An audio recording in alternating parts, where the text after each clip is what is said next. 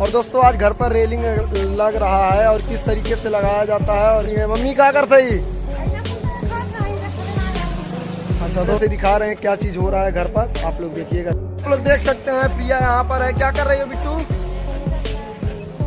और दोस्तों यहाँ देख सकते हैं मम्मी है जो कि बैठ के हमारे जीजा जी हैं 15 दिन में इतना जोड़े हैं दीवार। और आप लोग देख सकते हैं लैट्रीन का पूरा है जिसमें 4 पिलर दिया गया है लैट्रीन में। आजकल सब लोग पिलर नहीं देते। जीजा 15 दिन लगा उला वहीं 2-4-10 दिन और लगा हुआ। और यहाँ पर इस रूम में हम प्रिया रहते हैं दोस्तों, जो कि यहीं नीचे सोते हैं। और इधर और दोस्तों एक रूम इधर है जिसमें टाल लग गया है और बाकी इधर आप लोग देख सकते हैं आज लगा है।